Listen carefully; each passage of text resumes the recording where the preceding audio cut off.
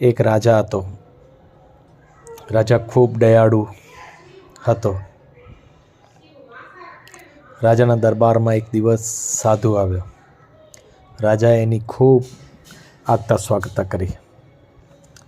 સાધુ તો ખૂબ રાજી થઈ ગયો, પણ સાધુ પાસે હોય શું?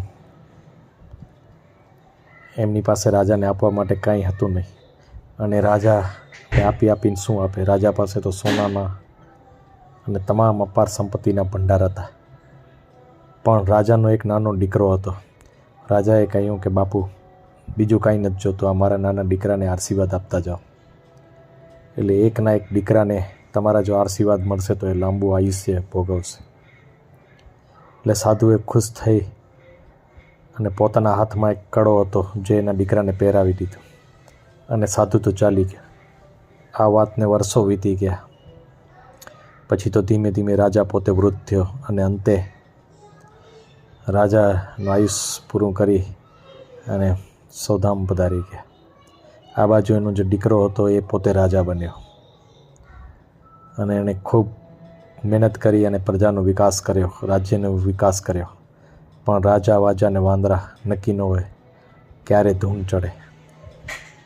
આ રાજાને પણ ધૂન ચડી, અને એણે બાજુના રાજ્યમાં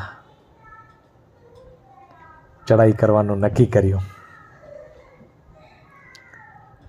અને એણે જોરદાર બે રાજા વચ્ચે લડાઈ થઈ, અને આ લડાઈની અંદર આ રાજા હારી ગયો. એટલે પોતાનો જીવ બચાવી અને જંગલમાં નાસ્તો પરસતો ભાગી ગયો. પછી એ ખૂબ હતાશ અને નિરાશ થઈ ગયો, અને એણે કહ્યું કે આના કરતાં તો મરી જવું સારું, કેટલો સુખી હતો.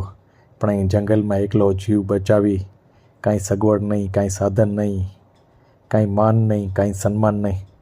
એટલે પોતાના પેટ ઉપર એક છરી હતી. એ છરી કાઢીને પોતાને મરવા માંગતો હતો. જેવી છરી ઊંચી કરી એવું એનું સાધુએ પહેરાવેલું કડું સામે આવ્યું. કડામાં લખેલું હતું કે આ સમય પણ રહેશે નહીં.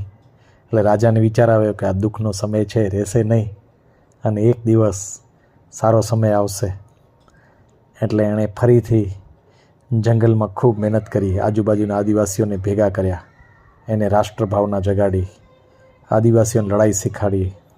ત્યારબાદ જંગલ ઝાડમાંથી વૃક્ષો કાપી હથિયાર બનાવી, અને 10 વર્ષની અંતે એમણે ફરીથી પોતાનું રાજ્ય પાછું મેળવવા માટે મોટી ચડાઈ કરી. અને આ ભયંકર યુદ્ધમાં પૂરી તૈયારીથી રાજા જીતી ગયો. એ ખૂબ ખુશ થઈ ગયો.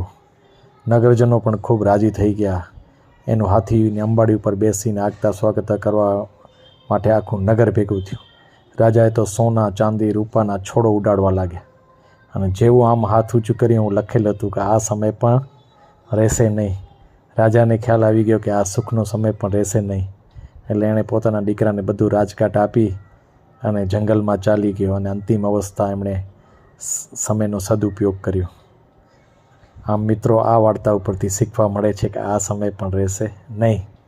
એટલે હંમેશા આપણા જીવનમાં કઠિન સમય આવે ત્યારે ધીરજ રાખવી, અને સારો સમય આવે ત્યારે પણ એ સમય રહેશે નહીં, ત્યારે સારા કાર્ય કરી લેવા. જય હિન્દ.